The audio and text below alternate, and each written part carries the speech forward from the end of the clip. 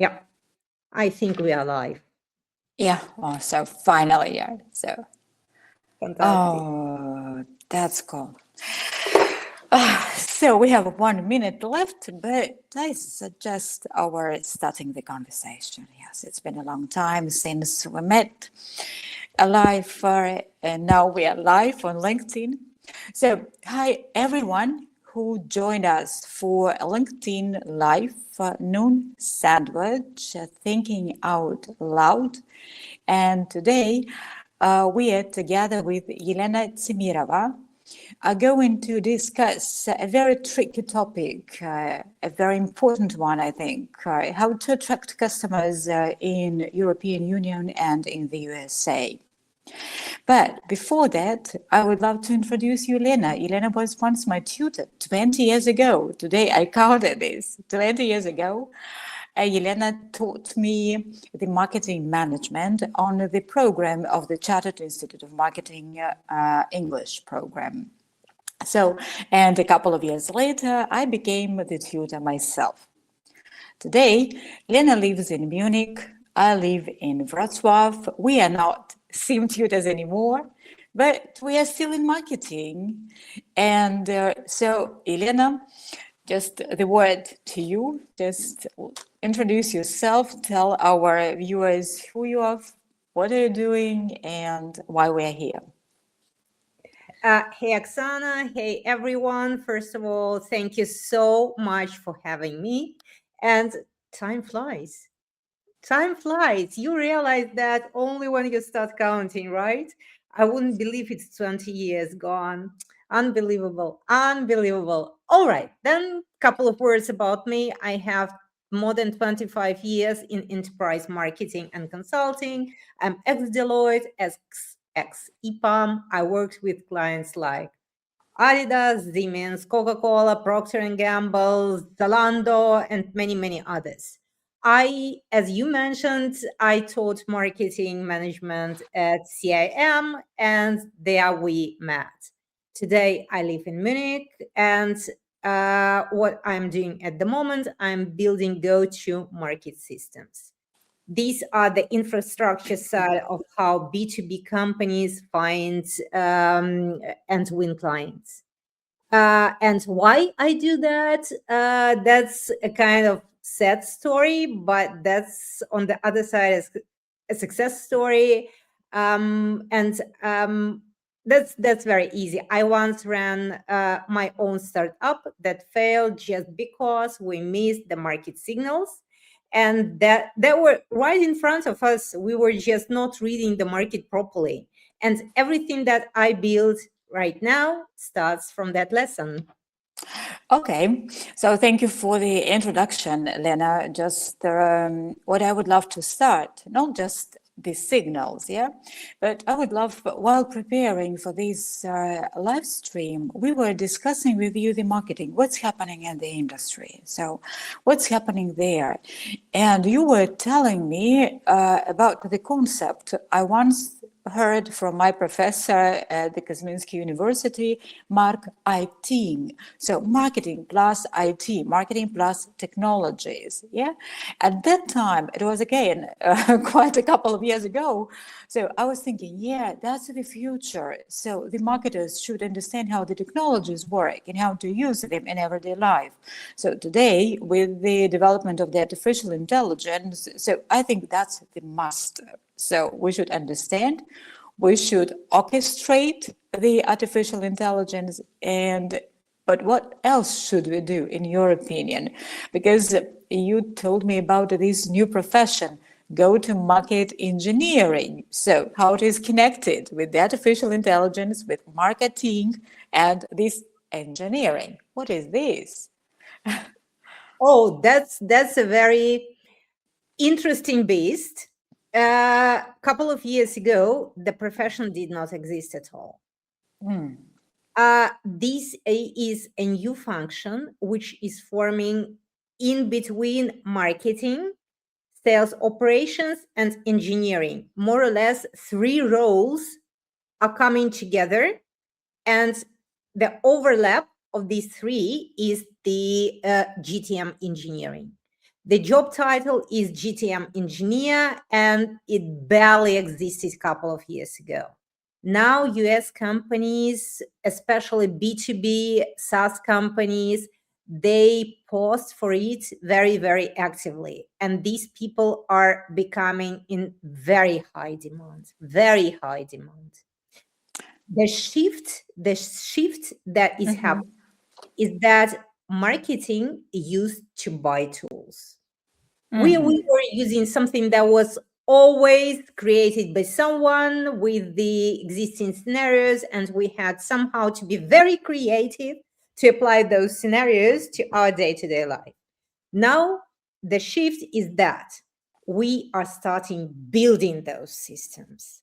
And as you said, Claude Code, Codex, all no-code happiness and beautiness, this orchestration like N10, Clay, Make.com, name them all, they collapsed the technical barrier. So the technical barrier just goes down.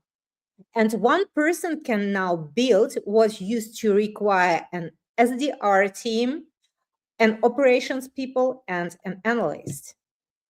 So that's incredible, you know, and in my opinion, that's the future. And if someone will ask me what to study in marketing, SMM, target, SEO, oh, it's okay. Everything is fine with all these. But if you're thinking a couple of steps forward, so I would suggest you look into this GTM engineering. So in my opinion, that's the future. 100% you cannot go to this future without the base, without the foundation. Yeah, that's true. But I think that's amazing. And every day I'm just opening something in Cloud Code or Cloud Cowork. And, you know, it's like the opening of Pandora box, you know? All right. Yes. Yeah. And sometimes it's frightening, but, you know, it's incredible because, for instance, while preparing for this live, I was preparing the banner, yeah? And you told me, Oksana, you just misspelled my surname. And oh my God, and I need to create the banner. So it took me 1 minute just to ask Claude, will you please just change this? And I do remember just a couple of years ago, or even just half a year ago, just I would have asked the designer, and the designer, and all those interactions, you know, so that's really, but that's not just about talking with the Claude. Yes, that's much more important. Right. So maybe we'll talk about the signals, or what comes first, sales or brand positioning. Maybe we even make a small step back, and I could explain what a GTM engineer actually does. Okay. Like you mentioned, absolutely right. It's not just talking to Claude Code or something similar. It's not only. So what does a GTM engineer does in the nutshell on a daily basis? So the main activity that a GTM engineer lives with is building data pipelines. You start who is in the market right now. Mm-hmm. Then you do enrichment. Then you do prioritization. Then you do personalized outreach, and then you keep and store everything in your CRM. So that's end-to-end process. It's again, like everything in marketing, it goes in loops. Yeah. It's not straightforward. It goes in loops. Usually the GTM engineer works with the signals, like you said, not the lists. We will come to signals, and we will talk a lot later on in our recording. But the skill is not writing code. It's deciding what data means and what to do with these data. AI writes the code. The GTM engineer, the marketing engineer, supplies the judgment. That's extremely important. Judgment, that's something that AI misses. It's like Karpathy said the other day, having AI, it's like you have a PhD student with the tools, but without judgment. Yeah. So critical thinking is very, very important. Yeah. The That's validation right. of the product is what you're doing. Yeah, So, yeah. but it's very interesting. I hope after this LinkedIn Live, just those marketers who are thinking about how to develop their careers and where to go and what direction to choose, so they will get the answer. Yeah. Yeah. Okay, so, and the tricky question or the provocative discussion, what comes first? We were discussing with you before this noon sandwich, that if you are a startup, so you first need to think about sales. I've been thinking about this for a couple of days, whether sales is the most important or the positioning, finding your place, finding your target audience, finding the key idea is more important. So, what do you think? What comes first? That's the question I've been thinking about for quite many years since I stepped into the startup area. And this is where your corporate experience becomes dangerous and sometimes harmful because you are in corporations, you are used to doing marketing and you are building on someone else's system. Here, Exactly. here in startups and early in your business, you have to start differently. And the wrong sequence here, is to spend 3 months on branding, Okay. then Okay. launch outbound, and then you somehow discover that you developed and delivered something that market doesn't want. That's the That problem. might happen. Yes, that might happen. And I I see do. that every day. People who tell that we failed the product, we failed startup. That's exactly the reason why this happened. The right sequence is you narrow down your ICP, ideal customer persona. Then you do signal-based outreach directly to these people, exactly to these people. Then you listen to what makes them reply or ignore you, and only then you codify the positioning. Sales and positioning, what I'm trying to say, sales and positioning are not sequential. Again, like everything in marketing, that's a loop. So, Once in your, okay, sorry to interrupt you, but in your opinion, you first have to qualify your idea, just to push the idea into the market, get the feedback, understand who likes, who accepts this idea, for whom this idea, yeah? So, some kind of validation is needed, yeah? generally Before, speaking, yeah. So, isn't it market research? Is it the homework every entrepreneur should make? That's it, exactly. It is, but it's on the lower level compared Okay. to that we are used in corporations. In corporations, we will create big market research, a big panel, or many focus groups. For startups, that's not possible. And for them, these narrowing down the ICP hypothesis, then signal-based outreach, then talking to your clients, that becomes your research. And this is when the loop produces repeatable answer, why us, then this is when positioning becomes your mode. This is why I'm saying Oh, that's loop. so let's explain to everyone what is ICP. So what is this? ICP, this is ideal customer profile. Okay, I so think I'm used to thinking about it on 3 levels. First, you usually people, and very often let's take B2B. okay, Illustrate the example, because with the B2C it's a bit different, but still B2B. Let's say that I'm selling cold outbound as a service, as a product, or whatever. Or I'm selling like security or cyber security, doesn't matter.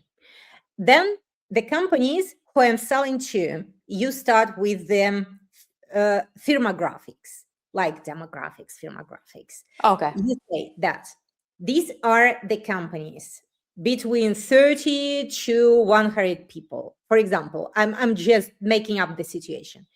Between 30 to 100 people located in the US or part of the US or English-speaking countries, whatever. They have just raised round A. They are, let's say, they have just hired an VP of sales. They posted 3 or 4 SDR positions. So these are my companies. You are going to signals, sir. It looks like that. Yes. That's all about signals. That's all about signals, you know. And then the next level is who within these companies will buy my product. This is stakeholder mapping. So is that CTO, or is that the founder? Is that whoever? And then you have a list of those positions. And then you start looking directly into the people. Who are the people in these companies, in these positions? What their background? What they're posting on LinkedIn or on other social media? What people on Reddit might be talking about these companies? So you put everything together. And again, then research. All about research. All about research. And then you can say that I have a list of 100 companies. Out of these companies, I have 300 people, and these are all my ICPs, and then I will reach out to them. But do they need my service now? Do they need my product now? And now you're coming directly to the signals. Elena, but one moment, before you are deciding the ideal customer profile, don't you have an idea in your brains, in your mind, that the key idea of this product is about this, and it is going to solve this pain, and then you are going to the ICP. So, yes, for instance, when I'm creating the product, that's where you start. Offer. What is your offer? Everything starts from the offer. The sharper the offer is, the better and easier is to define ICPs. Exactly. So maybe the shopping the offer is creating the positioning. So this is a lot of boxes, and you put this offer into one of them, and you're telling, so I am in this box, and here in this category, I'm number 1 or number 2, but that is my USPs here. And then you're thinking, okay, so whose problem this offer is solving? Yeah. So in my opinion, so what I'm hearing now and what I recognize, so it's like the question, whether the chicken or the egg is the first, it is like simultaneously. And when you're the founder, you're thinking just both directions. You're thinking about the product, you're creating this product, you're thinking about the pain it is going to cope with, and you're thinking about the ideal customer. So, and it's like step here, step there, step there. So, it's like moving on the eggshells without the research, and absolutely. And then at some moment after maybe a year or several years, the puzzle clicks, and it is called product market fit. Exactly. So, and let's talk about the signals. So you are starting with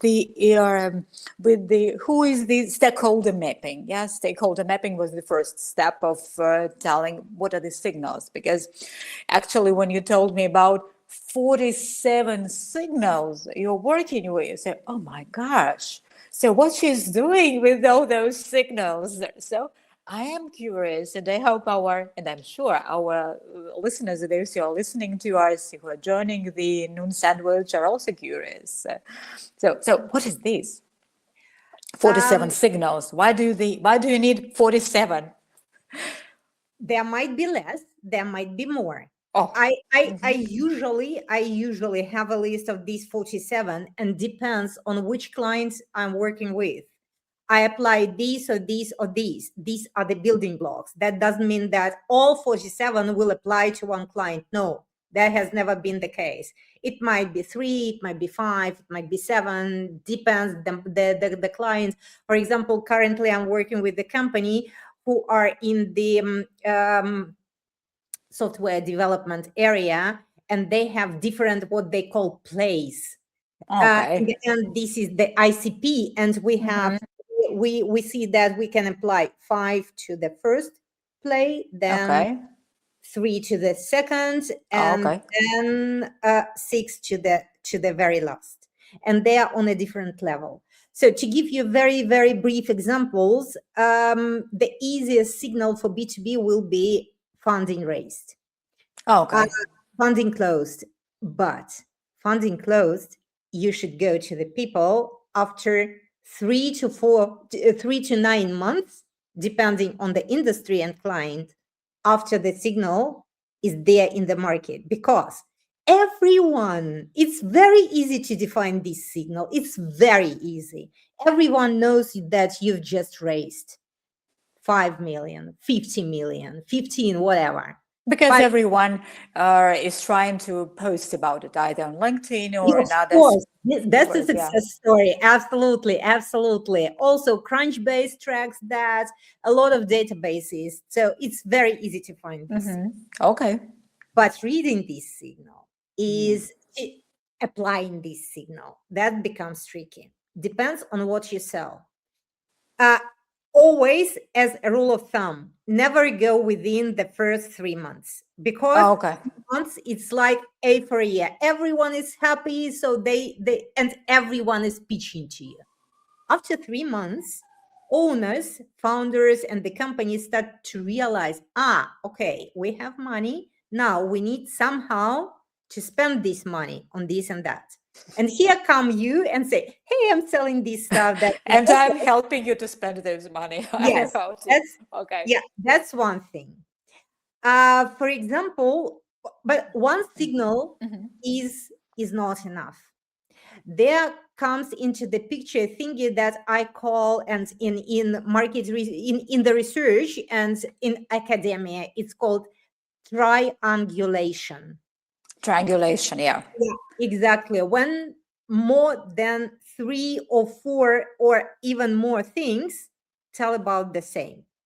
And when you have funding raised, as I said, VP of sales hired, and they posted SDR positions already on LinkedIn, their website, doesn't matter where. And then this is 3 signals. Okay. And then it means I can go. That's the time for me. I can go and sell something. That's so the right time. Exactly. That's called the buying window. Okay. The buying window. It's very small. It can be a couple of weeks. It can be half a year, but then it closes. Someone else comes. They somehow solve their issue, their problem, and it does.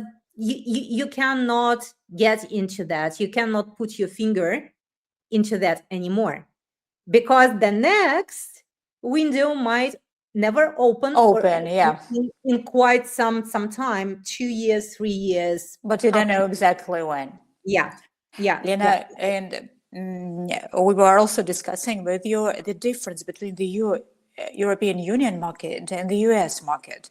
Where's the most crucial difference, in where it lies?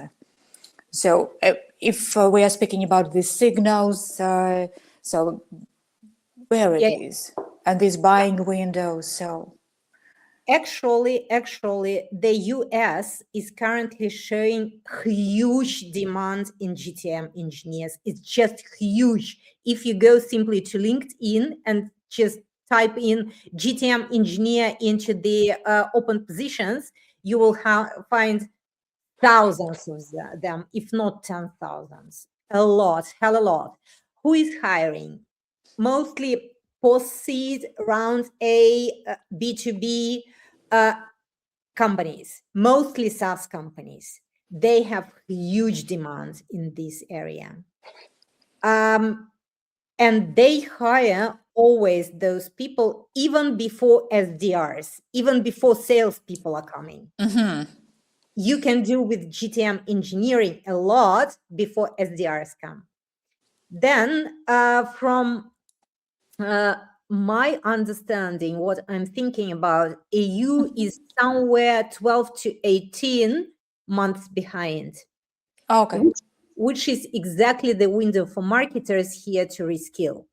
So that's a very, very good window for us to jump in. To upgrade the skills. Yeah. Yes, and to become the highly paid specialist and highly demanded. Okay, exactly. That's cool. So that's the message to everyone who is listening to us. So we have discussed a couple of issues today. So let's wrap up what we were discussing. Yeah, we have 5 minutes left. We have one more comment, like a PhD student without a judgment. So true. That is from Lena Tagil. So, okay. So just take this expression and use it. So that's fine. So, and for those who have been listening to us, so we were discussing, in my opinion, a very trendy topic, how to attract customers in the European Union and the US. And together with Elena, we were speaking about the future of the marketing profession. So, and at the end of the noon sandwich, we arrived to the conclusion that we have 12, 18 months to upgrade our skills because Europe is a bit late, yes, but in the US, these specialists are in high demand. So, and they come first before these sales specialists. So that's the point. So thank you, Elena, for this buying window. So that's really interesting. So that's the opportunity for us not to miss. Yeah. So, and those signals are, so in case you are interested in how Elena is building these systems, so you're welcome to contact Elena or me just to just ask questions, whatever you would love to find out more. So, and we were also discussing what comes first, positioning or sales, especially for the startups. And we also arrived to the conclusion that these are the loop, yeah. So everything is just you are starting with the research, with the home task, what's going on in the market, who is your ICP, yeah. So what is your offer? The sharper the better. So in what category is your offer? So all these things are of crucial importance. And in my opinion, if Elena, if you will just use one metaphor for all this, what it would be? So just in all this. Metaphor is not easy, but what I see and what I kind of predict, if you wish, the companies that win the next 5 years won't be the ones with the biggest outbound volumes. They will be the ones who notice what the market is telling them before competitors do. And attention in this case is the new advantage in both directions. You know, when we were discussing on my workshops, the AI and what's happening, what are the skills will be in greater demand. So, and one of them is to be able to pick the signals out of the noise.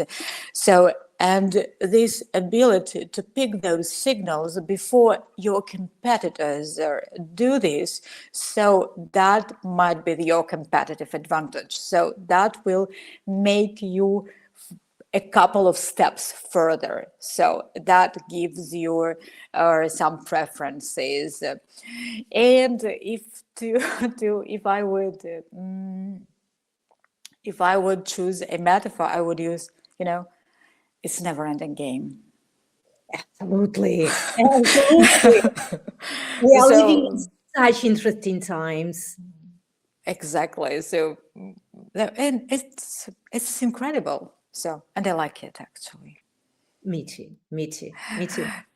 So, thank you, Elena, for being my guest. Thank you for these valuable insights. So I'm happy to have you, and I hope for all those people who listen and who will listen and watch on YouTube will take some insights for themselves. So in case of any questions, so you're welcome. So, and see everyone on the noon sandwich next time. Thank you, guys. Thank you, Oksana, for having me. Have a great day. Have a good bye. Bye, everyone. Bye.